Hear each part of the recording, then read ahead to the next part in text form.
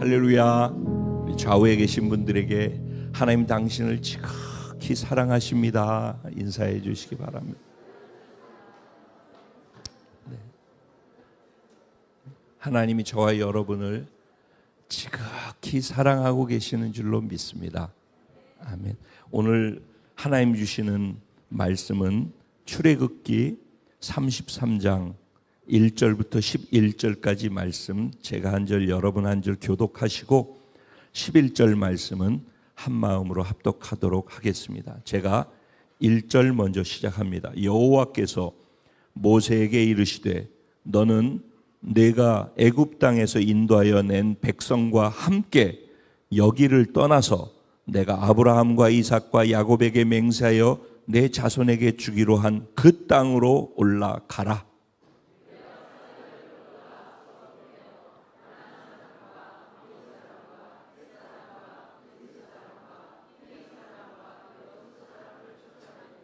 너희를 젖과 꿀이 흐르는 땅에 이르게 하려니와 나는 너희와 함께 올라가지 아니하리니 너희는 목이 곧은 백성인즉 내가 길에서 너희를 진멸할까 염려함이니라 하시니라.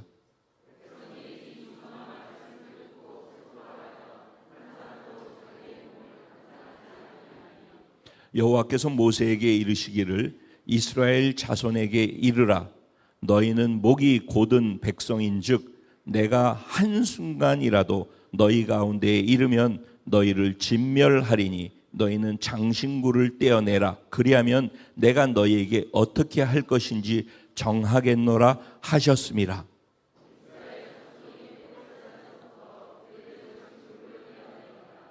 모세가 항상 장막을 취하여 진 밖에 쳐서 진과 멀리 떠나게 하고 회막이라 이름하니 여호와를 앙모하는 자는 다 진 바깥 회막으로 나아가며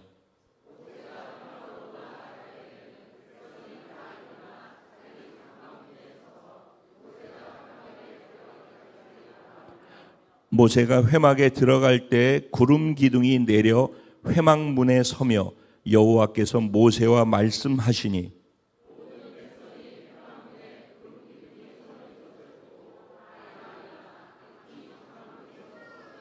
다 같이 사람이 자기의 친구와 이야기함 같이 여호와께서는 모세와 대면하여 말씀하시며 모세는 진으로 돌아오나 눈의 아들 여호수아는 회막을 떠나지 아니하니라. 아멘. 오늘 대속죄 주일 말씀을 제목으로 하나님의 용서와 동행을 갈망하는 복된 자가 바로 저와 여러분입니다. 이런 제목으로 주시는 은혜를 나누려고 합니다.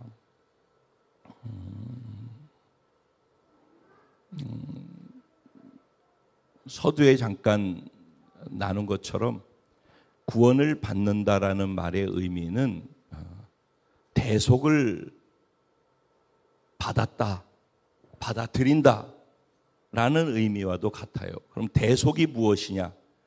대신 속량해 주는 것을 받아들이는 것입니다. 속량한다라는 말의 의미는 뭐냐면은 우리 나로 하지 말고 그냥 늘 항상 제가 편하니까 필종 형제가 1억을 빚을 졌어요. 내가 빚을 졌다고 하자. 내가 1억을 빚을 졌어요. 그런데 필종 형제가 저를 이렇게 보는데 사람 그래도 괜찮은 것 같은데 빚 때문에 힘들어해. 그게 참 보기가 안타까워. 그래서 필종 형제가 임창표가 진 빚을 대신 1억을 갚아줬어요. 고마워요. 할렐루야. 그것을 나는 몰랐어. 갚아준 걸 모르는 거예요. 근데 갚아줬다고 얘기를 하는 소리를 들었어요. 그러면 진짜인지 가짜인지 이제 내가 그거를 대신 갚아줬다고 하는데 사실로 받아들일지 안 받아들일지는 필종제가 정말 그렇게 했을까? 라고 내가 필종제에 대해서 알고 이해하고 그걸 인정하고 받아들여야지만 그 되겠죠. 그러니까 결국 이런 거예요. 대신 속량, 값을 대신 지불해 줬다는 거예요. 내 대신. 그러니까 예수님이 내 죄를 인해서 내가 그 죄의 대가로 죽어야 되는데 죽음이 값을 지불하는 거예요. 죄의 대가는 죽음으로 지불하는 거예요. 그러면 또 물어볼 거예요. 그러면 죄가 무언데요? 라고 할 때 사람들은 내가 이 땅에서 착하게 살고 그렇게 아주 못되게 살인하고 뭐 못된 짓 하고 사는 건 아니니까 그래도 나는 착하게 살고 있는데 뭘 나보러 죄를 지었다라고 자꾸 그래요 라고 하는데, 성경에서 하나님이 죄에 대해서 얘기하는 개념은 뭐냐면은 하나님을 모르고 하나님과 단절되어 있는 상태를 죄라고 하는 거예요.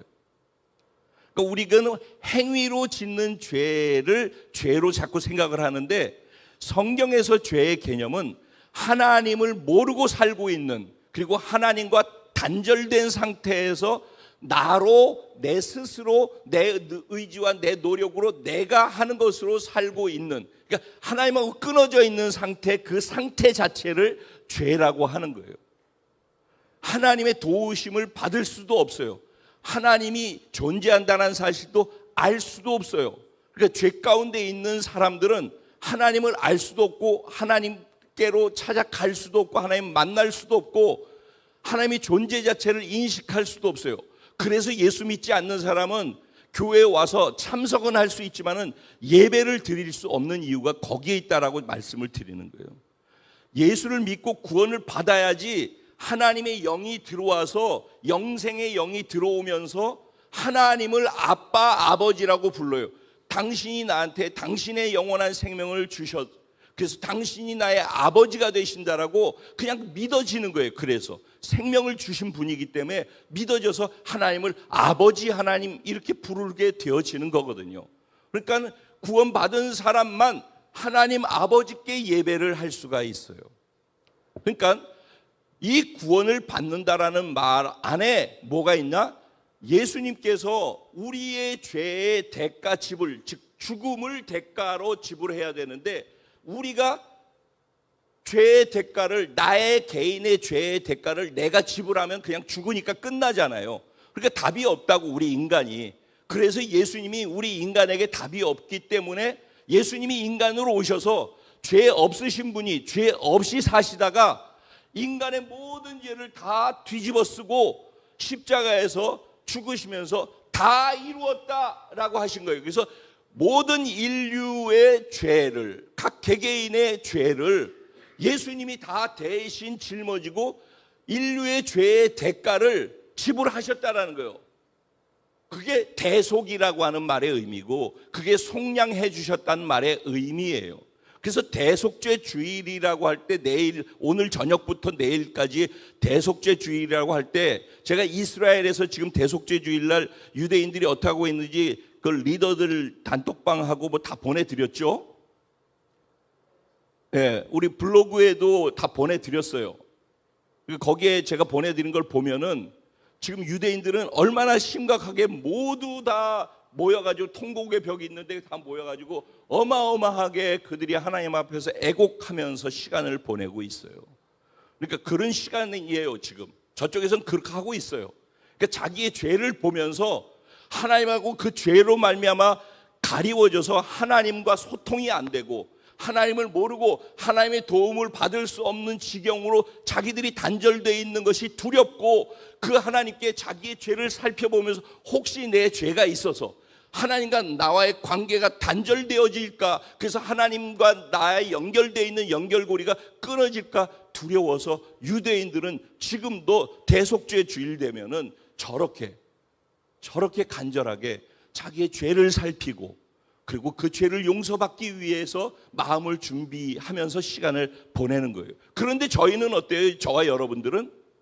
유대인들은 예수님이 자기의 죄를 대속하신 메시아 구원자라는 사실을 아직 몰라요. 이미 오셨는데 예수님이 오신 것을 메시아가 구원자로 오셨다라고 그들은 받아들이질 않아요. 그래서 지금도 짐승을 잡아서 1년에 한 번씩 대제사장이 그들을 위해서 짐승을 잡아서 피를 뿌려서 대신 짐승이 죽어서 짐승의 죽음을 내 자신의 개인의 죽음으로 대신 속량해 주는 시간으로 대속죄일을 갖고 있는 거예요.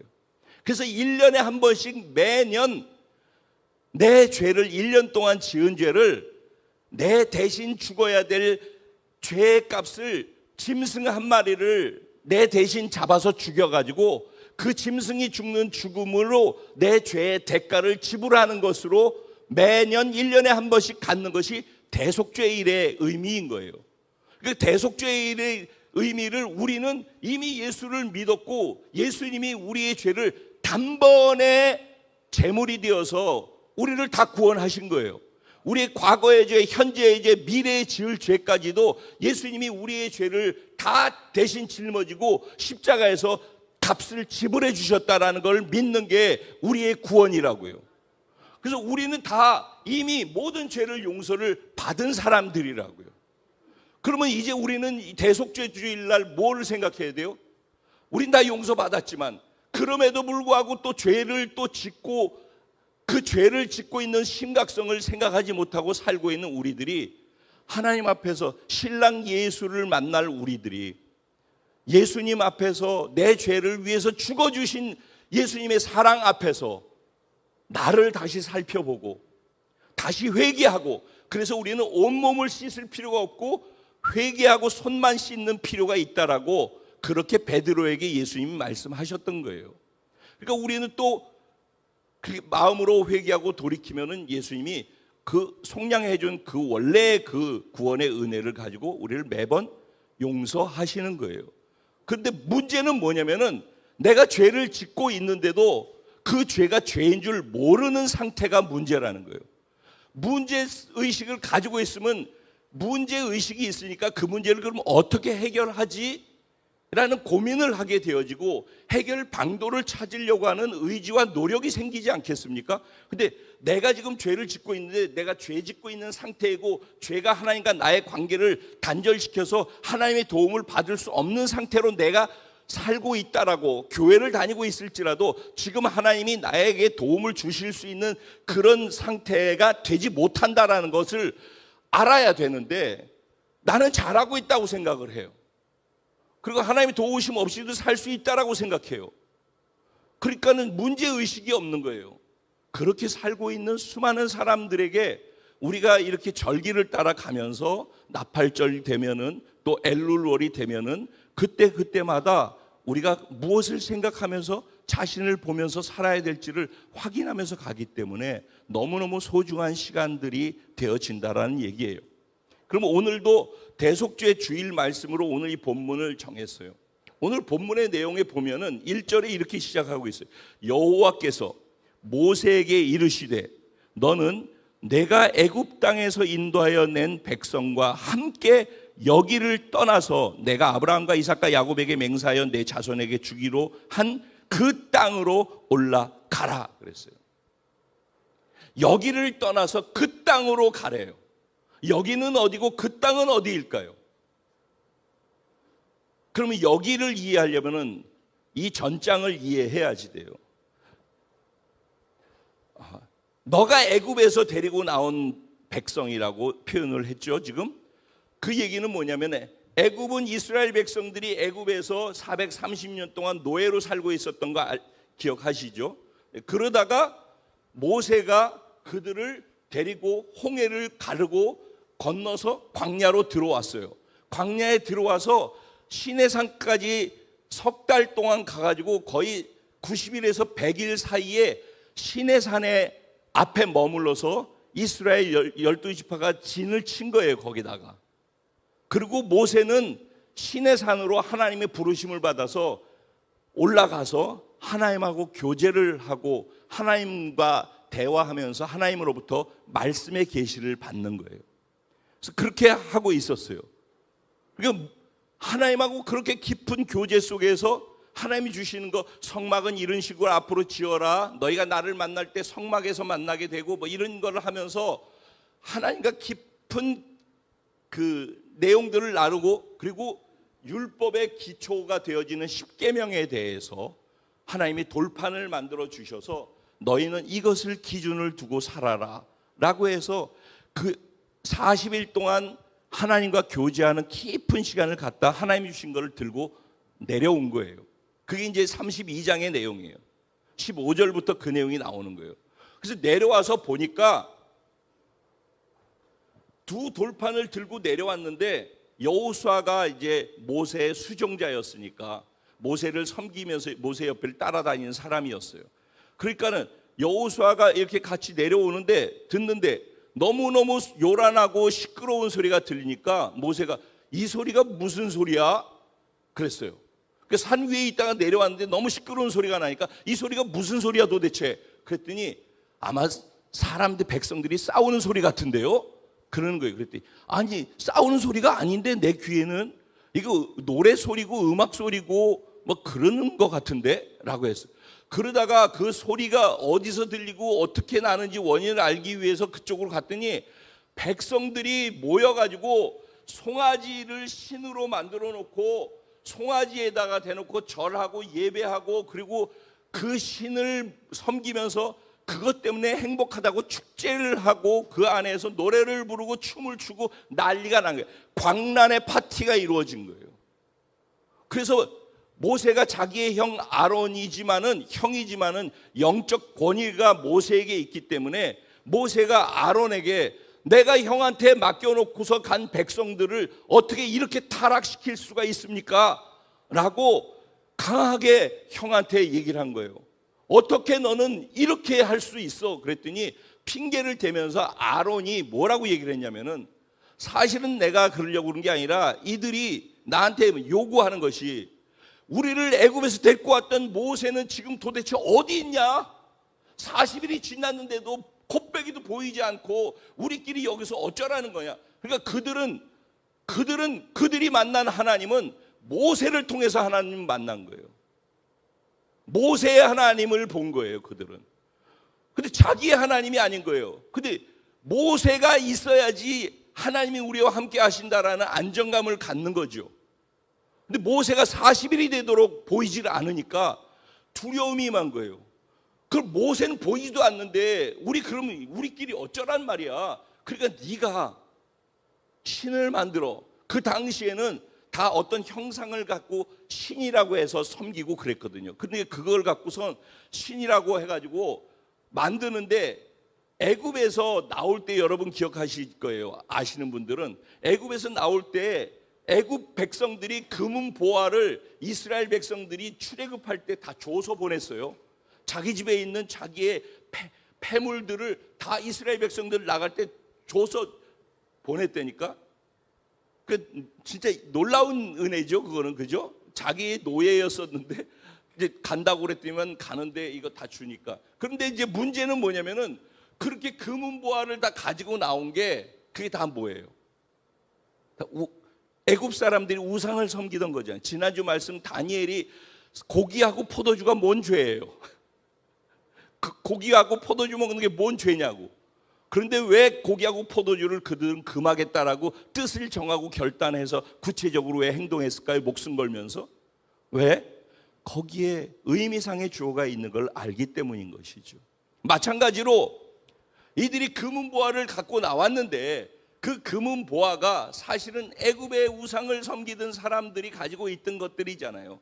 근데 그거를 다 아론이 내놓으라고 그랬어요. 그래서 그거를 다 녹여가지고 송아지를 만들고 거기에다가 더 씌워가지고 금송아지를 만든 거예요. 그러니까 모세가 아론의 이 말을 듣고 난 다음에, 그래서 그 금송아지를 만들고 난 다음에 눈앞에 보이는 신이 있으니까 그 신 앞에서 환호하면서 자기식으로 예배를 드리는데 춤추고 뭐 노래하고 뭐 광란의 파티가 이루어져서 시끄러웠던 거예요. 이제 그 얘기를 쭉 듣고 모세가 완전히 뚜껑이 열렸어요. 그래서 하나님으로 받은 두 돌판, 십계명 돌판을 땅에다 집어 던져서 깨뜨려서 부셔버렸어요. 그리고선 하나님의 진노가 같이 그에게 임해가지고 그들에게 이야기하기를, 여기에서 계속 그 상태로 있을 사람들은 거기 있고, 나와 함께 하나님을 앙모하면서 살 사람들은 이쪽으로 오라고. 그래서 사람들을 분리시켰어요. 구분하고 구별했어요. 그래서 사람들이 어쨌든 움직이기 시작했는데, 그러고 난 다음에 레위인들에게 모세가 명령했어요. 너희들은 칼을 들고 나가서 여전히 우상에게 절하고 그렇게 빠져가지고 정신을 차리지 못하는 사람들은 그게 이웃이든 가족이든 누구든 상관없이 칼로 쳐서 다 죽여버리라고 그랬어요. 그러니까 하나님이 죄에 대해서 얼마나 심판하시고 진노하시고 죄를 미워하시는지 이걸 통해서 우리는 알 수 있어요. 그래서 하나님이 다 쳐서 죽여버렸는데 그날 죽은 사람의 숫자가 3,000명이 더 넘는다라고 기록이 되어 있어요. 그게 32장의 내용이에요. 그래서 사람들은 쳐 죽여놓고, 그리고 송아지, 금송아지로 되어 있는 건 불로 태워가지고 다 타가지고 녹아가지고 가루만 남았을 거 아니겠어요? 재만 남았을 거 아니에요? 그 우상의 재를 각 사람에게 다 물에다가 섞어가지고 그거를 우상을 재로 만들어서 물에다 다 섞어서 그걸 마시도록 했어요. 하나님이 얼마나 죄에 대해서 치를 떨고 싫어하시는지, 그거는 죄를 미워하는 게 아니라 죄 때문에 내가 사랑하는 인간과의 관계가 단절되어지는 것 때문에 치를 떠시는 거예요. 그 하나님의 마음을, 죄를 미워하시는 하나님의 마음을 알아야 돼요. 죄를 진노하시는 이유는 죄로 내가 사랑하는 인간과의 관계가 가로막히는 것 때문에 너무너무 고통스러워 하셔서 죄를 싫어하시는 거라고요. 그걸 또 이해를 해야지 되는. 어쨌든 그래서 하나님은 모세를 통해서 그런 일을 다 하신 거예요. 그리고 난 다음에 오늘 우리 본문 말씀이 시작되는 거예요. 그러니까 오늘 본문 여기를 떠나라고 했을 때 바로 그들이 그렇게 한 죄의 자리를 떠나라는 말이 되는 거예요. 어디로 가라? 내가 아브라함, 이삭, 야곱 너희 조상에게 약속한 땅으로 올라가라 그러는 거예요. 여기를 떠나 약속한 언약의 땅으로 가라 라고 얘기를 하는. 그러면서 뭐라고 얘기를 하냐면은 내가 약속한 그대로 너희보다 먼저 나의 사자를 그곳으로 보내서 가나안 족속들을 다 쫓아낼 것이야. 그리고 젖과 꿀이 흐르는 가나안 땅을 약속했던 대로 너희한테 다 줄 거야. 그렇게 말씀을 하시는 거예요. 그게 2절 말씀인 거예요. 그런데 3절 가가지고 연결해가지고 뭐라고 얘기를 하셔요? 그건 다 허락해 줄게. 내가 약속한 거 다 지킨다니까. 그런데 나는 거기 같이 가지 않을 거야 라고 얘기를 하는 거예요. 하나님이 이 정도로 마음을 돌이켜서 그래도 약속했으니까 지키겠다고 한 데는 이유가 있어요. 모세가 하나님께서 너무 마음이 상하셔가지고 이들을, 이 백성을 다 진노해서 진멸시켜 버리겠다고 했어요. 그래서 나의 생명책에서 지워버리겠다고 했어요. 그랬더니 모세가 무릎을 꿇고 하나님한테 간절하게 기도하는 거예요. 하나님, 만약에 그렇게 진짜 하시면은 이방 사람들이 뭐라고 하시겠습니까? 애굽에서 기껏 데리고 나오더니 자기 말 듣지 않는다고 그래가지고 다 쳐서 죽여버리는 그런 하나님이라고 하면서 하나님을 조롱하지 않겠습니까? 그럼 하나님의 이름에 먹칠하고 영광을 가리우는 것이 되지 않겠습니까? 그러니까 그렇게 하면 안 되죠. 만약에 그렇게 하실 거면 이스라엘 백성 전체를 다 생명책에서 이름을 제할 것이면 저의 이름도 같이 제해 주세요 하면서 간절하게 하나님의 언약을 붙잡고 기도했더니 하나님이 그래 알았다. 네 마음이 갸륵해서 내가 백성을 용서할게. 그리고서 차선책으로 제시한 내용이 오늘 우리가 읽은 본문이란 말이에요.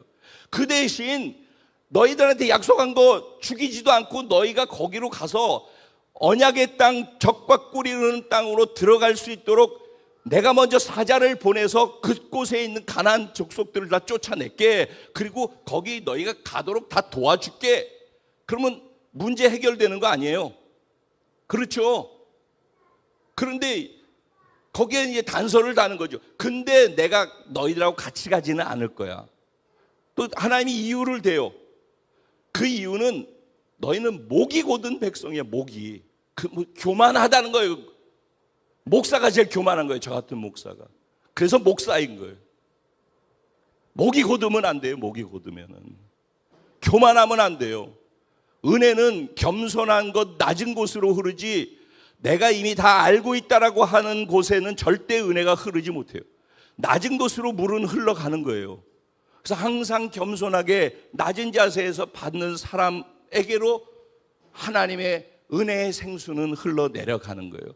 근데 내 백성이 목이 곧아서 또 내 말 듣지 않고 지멋대로 할 거라는 게 뻔하다는 거예요. 내가 다 안다, 얘네들.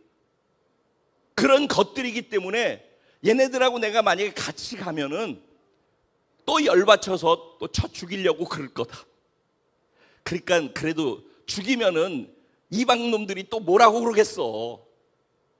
그럼 내가 스스로 욕을 먹는 것이 되니까 내가 너희들한테 약속은 지키면서 너희를 죽이지도 않고 문제는 해결하고 이렇게 타협을 제시를 하는 거야. 계속해서 목이 곧은 백성이기 때문에 내가 진멸한다는 얘기를 2번이나 반복을 해요. 그러죠? 그래서 이제 하나님이 모세에게 그렇게 얘기를 하니까 모세가 그 얘기를 듣고 난 다음에 그 문제를 해결하기 위한 해결책으로 이제 그가 행동한 것이 8절부터의 내용이에요. 근데 이제 하나님이 그렇게 진노하시면서 내가 너희와 가지 않을 거야, 내가 너희를 진멸할 거야 그러면서 한 가지 그들에게 제시한 것이 있었어요. 너희가 애굽에서 가지고 나왔던 장신구, 귀걸이, 목걸이, 팔찌, 발찌, 반지 이런 거 보석들 있잖아요. 장신구들을 다 너희 몸에서 떼어내라는 거예요. 그 장신구가 뭐가 죄가 있어요? 고기와 포도주가 뭐가 죄가 있어요? 하는 거와 똑같이. 그런데 다니엘은 그렇게 했잖아요. 장신구가 왜 죄가 돼요? 그 자체는 죄가 되잖아요. 근데 애굽 사람들이 찾던 거잖아요. 애굽 사람들이 우상 숭배했던 거잖아요. 그걸로 나를 드러내기 위해서 좀 더 이뻐 보이기 위해서 그래서 했던 것들이잖아요. 그런데 우상에게 절했던 것들을 다 내려놓으라는 거거든요. 그래서 장신구를 내려놓으면은 다 몸에서 떼어놓으면은 내가 너희들을 어떻게 할지 한번 생각해 볼게. 이렇게 얘기를 한 거예요. 니들이 하는 거 봐서 장신구를 떼어놓는지 그리고 떼어놓으면서 어떤 마음을 갖고 하는지를 보고 내가 생각해보고 내가 할게 라고 했어요. 그랬더니 이스라엘 백성들이 다 어떻게 했대요? 7절에 그들에게 붙어있던 장신구를 다 떼어내니라 라는 게 이제 7절의 말인 거예요. 그들은 다 두렵고 슬퍼하는 마음을 갖고 장신구를 다 떼어냈어요. 그러면 이제 그들이 장신구를 떼어난 이유는 뭐예요? 하나님의 진노가 두려워서. 장신구는 어디에 있는 거예요? 몸 바깥에 있는 것들이에요. 그래서 몸 바깥에 있는 것들을 떼어낸 거예요. 근데 몸 바깥에 있는 장신구를 떼어내는지 아닌지 보자. 그리고 그걸 보고 내가 생각해 볼게요 라고 했어요.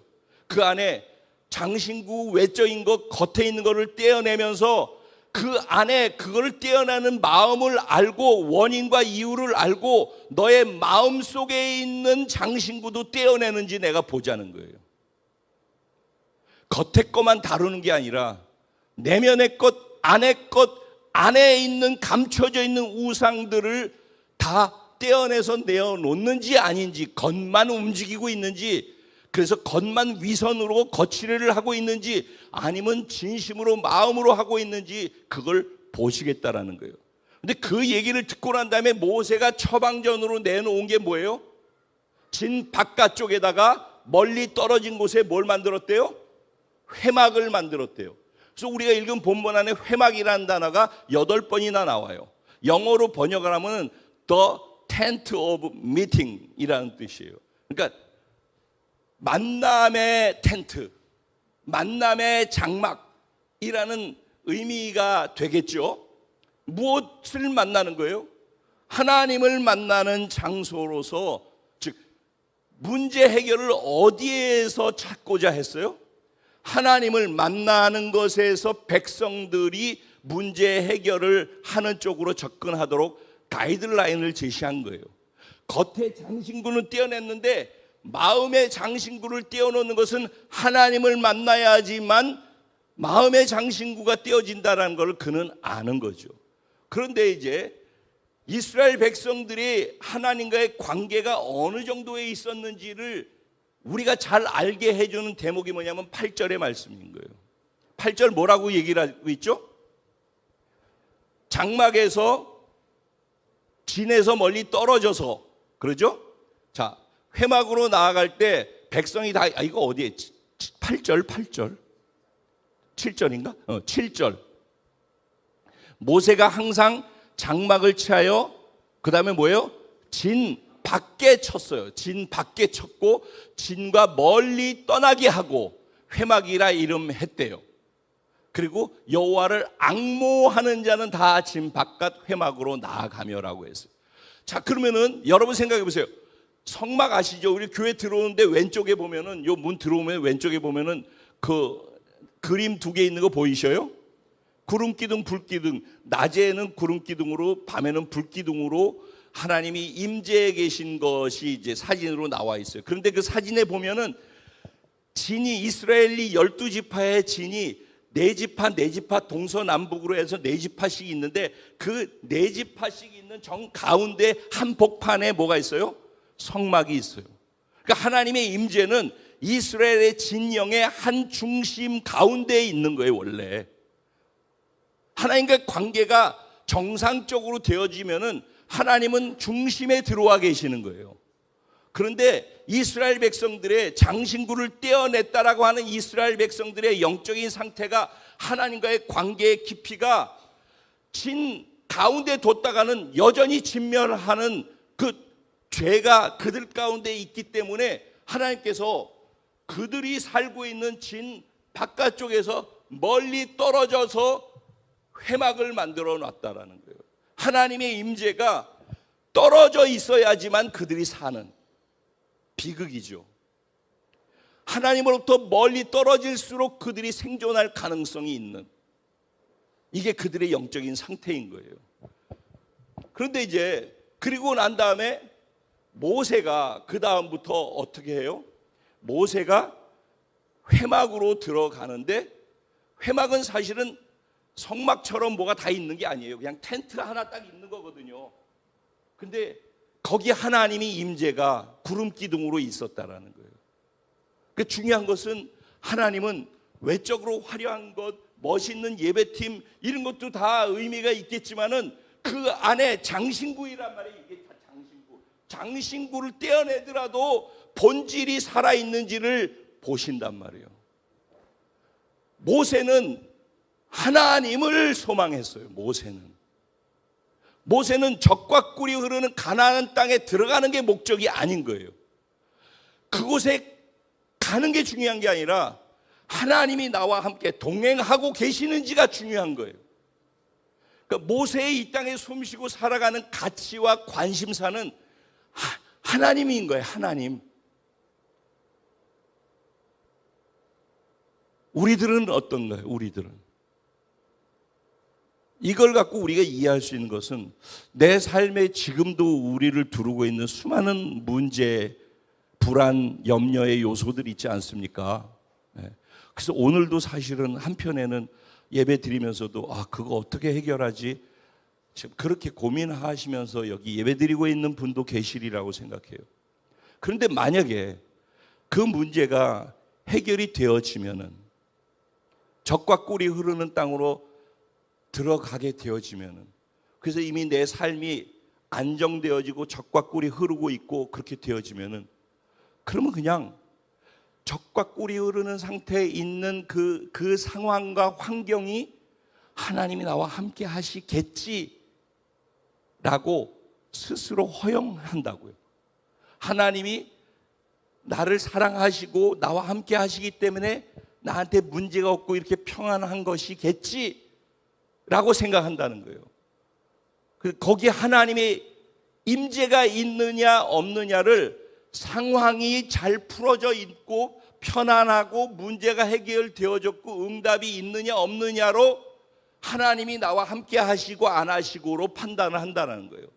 근데 하나님 그러시지 않는다는 거예요. 다 갖춰져 있지 않는 텐트일지라도 마음이 하나님을 목말라 하고, 마음이 하나님을 필요로 하고, 마음이 하나님 아니면 나는 살 수 없는 존재인 사람, 그 사람에게 임하시는 거예요. 그 신앙생활을 제가 늘 그러잖아요. 환경의 문제를 해결하는 것이 신앙생활의 패턴이 되어지면은 신앙은 위기를 향해 간다고. 문제 해결하는 것은 종교도 하는 거예요. 종교도. 문제 해결이 목적이 아니라 나한테 영원한 생명을 주셔서 자기 자신을 죽어서까지도 나에게 구원하면서 사랑하신 그분이 나와 함께 하고 계시는 것이 전부가 돼야 되고, 그것이 최고의 선물이라고 내 스스로 사실로 받아들여져야지 항상 그분이 나와 함께 동행하는 거죠. 어디를 가든지 그분이 있는 거예요. 매번 예배 드릴 때마다 사람 보고 영향받고, 예배팀 때문에 영향받고, 누구 옆에 있는 사람 때문에 영향받고, 그러면 예배를 드릴 수가 없다라고 얘기를 하잖아요. 여기에서 여기 계신 하나님께만 영향받고 그 하나님께만 반응하며 1대1로 하나님을 만나면서 반응하는 것이 예배라니까. 그런 예배가 여기서 훈련이 되어져야지 사람의 영향과 주변의 환경의 영향을 받지 않고 하나님께만 인식하고 영향받는 훈련이 되어진 사람이 자기 삶의 자리로 갔을 때 이런 문제도 만나고 이런 문제도 만나고 이런 문제도 문제 투성이의 사람들과 환경을 만날 때 그 속에서 나를 그렇게 두르고 있는 그 환경 그 속에서 여전히 하나님을 보는 거예요. 마치 여기서 예배를 훈련하는 것처럼 여전히 하나님만 보고 여전히 하나님께만 영향받고 여전히 하나님이 주시는 말씀이 내 삶에 가장 나에게 영향을 줄 수 있는 그런 신앙의 패턴이 내 몸에 배어 있어야지 이 땅에서 신앙생활 한다고 교회 다니는 것이 의미가 있고 진짜 하나님을 경험하는 맛을 알게 된다고요. 하나님은 실존하시는 실제이라고. 추상적으로 교회를 왔다 갔다 하고 예배 참석했다 왔다 갔다 이런 게 신앙생활이 아니라, 그렇게 하기 때문에 변화도 없고 세상 사람들이 우리를 볼 때 예수를 볼 수가 없는 거예요. 왜? 기독교인처럼 가장 이기주의적인 사람이 어디 있어요? 다 내 문제 해결받기 위해서 그것 때문에 신앙생활하는 패턴이 되어 있기 때문에 문제 해결을 위해서는 옆 사람이 죽어나가도 상관이 없고 내 문제만 해결하면 돼. 그러니 거기에 윤리 도덕이 어디 있고 다른 사람을 사랑하고 배려하는 게 어디 있어요? 이타주의적으로 섬기는 게 어디 있어요? 다 중심이 내가 있는데. 그래서 내 문제 해결하는 것이 교회 안에서 가장 필요로 하는 것이 돼버렸는데 뭐가 빠져 있어요? 적과 꿀이는 가나안 땅에 들어가면은 하나님이 나와 함께 하시는 건가요? 그 증표가 되나요? 아니라는 거예요. 적과 꿀이 없고 아골골짝 빈들으로 들어가가지고 가장 고통스러운 자리에 있고 이제 곧 내가 순교를 당해서 적 진지에 가서 목이 쳐지는 마지막 1초 전의 순간일지라도 그 순간 여기 하나님이 나와 함께하고 계시다. 그 하나님이 나 죽으면 곧바로 하나님이 나라로 날 이끌어 가신다. 난 죽어도 사는 자다. 하나님의 말씀에 대해서 분명한 확신과 믿음이 있어야지 그 어려운 상황에서도 그 말씀이 나한테 여전히 영향을 미치기 때문에 말씀대로 되어질지어다, 믿음대로 되어질지어다, 이 실제가 되어지는 거란 말이죠. 저는 좀 듣기 불편하게 들으실 수 있을지 몰라도 신앙생활은 이렇게 정확하게 세워서 해야지 진짜 제대로 된 하나님을 만나고 제대로 된 신앙생활을 할 수 있는 거예요. 그러니까 교회 왔다 갔다 하고 세월 10년, 20년, 30년 시간 날마다 교회에다 투자하고 죽여도 하나님을 실체를 못 만난다니까. 그리고 교회에서 연약해서 제대로 바뀌지 않는 사람 보면서 시험 들고 맨날 그 사람 어떻고 저 사람 어떻고 맨날 그런 얘기하다가 신앙생활이 그런 얘기하다가 세월 다 죽인다고. 그 사람들 바뀌면은 해결될까요? 아니. 여전히 그런 사람 속에서 하나님이 행하시기 때문에 되어지는 것이 교회예요. 사람이 바뀌고 안 바뀌고는 그건 개별적인 문제이고, 그런 연약한 사람들을 통해서 당신이 살아계셔서 당신이 살아계심을 드러내는 교회. 그러니까 그 하나님을 보면서 신앙생활을 해야지만 내 신앙이 점점 자라갈 수 있단 말이에요. 모세는 그래서 지금 우리가 읽은 11절에 뭐라고 그래요? 모세가 하나님을 만나가지고 친한 친구처럼 하나님하고 대화하고 하나님이 말씀하시고 하나님을 대면하더라라고 얘기를 했어요. 그러니까 모세의 수준이 얼마나 높고 깊어요, 그러죠? 네. 모세는 하나님이 계신 곳에 회막에 들어갈 수 있어요. 이스라엘 백성들은 감히 자기 집, 장막이 자기 집이에요. 자기 집 문 앞에 서가지고 저 멀리 떨어져 있는 회막에서 구름 기둥이 있어 하나님의 임재가 있는데 모세가 그 안에 들어가는 걸 부러워하면서 가까이 갈 수도 없어. 거기서 서서 그냥 막연하게 하나님 바라보고 예배 드리고 있는 거예요. 똑같이 여기 예배 드리고 있지만은 어떤 사람은 집 바깥에 멀리서 자기 집 앞에서 이렇게 서서 보고 예배 드리는 수준의 사람들도 여기 있는 것이고, 어떤 사람은 회막 안으로 들어가서 구름 기둥으로 둘러싸여 있는 하나님의 임재 속에서 그 하나님을 만나고 그 하나님하고 교제하고 대화하고 하나님이 주시는 말씀이 비밀이 내게 말씀되어져서 그 말씀 붙잡고 어떤 것에도 영향받지 않으면서 계속해서 내 삶을 살아갈 수 있는 그런 수준의 신앙생활을 하는 사람도 있단 말이에요. 저는 그 수준의 사람들이 우리 공동체가 되기를 원한단 말이에요. 모세는 왜 그렇게 가능했을까요? 모세는 왜? 자, 하나님하고 이미 그 안에 들어서 깊은 대화를 하고 교제를 하는 수준에 있어요, 모세는. 그런데 그 다음에 13절에 보세요. 뭐라고 돼 있어요?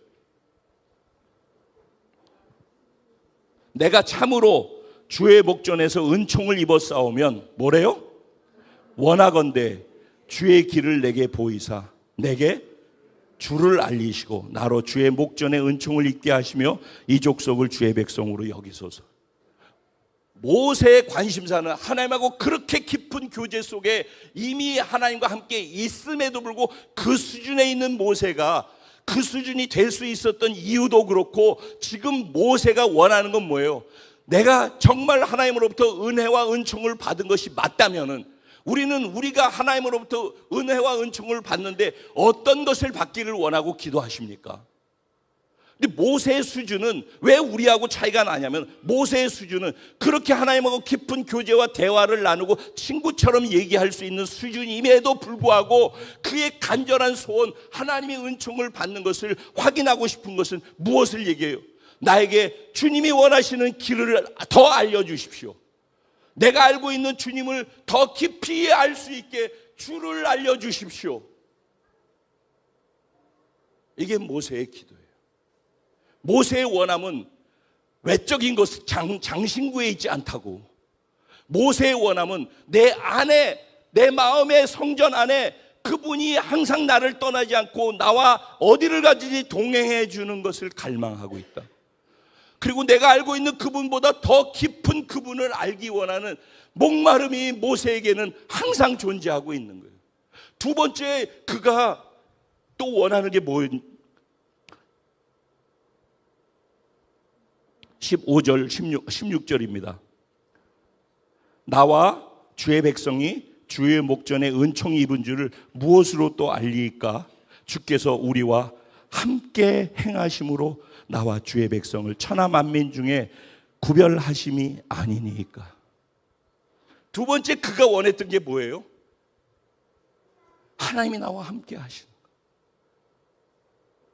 문제만 해결되고 우리끼리만 덜렁 가나안 땅으로 들어가서 젖과 꿀이 흐르는 것을 누리는 것, 그게 목적이 아니라, 그게 없더라도 어디를 가든지 하나님이 나와 함께 하고 계시는 것이 내가 원하는 소원입니다.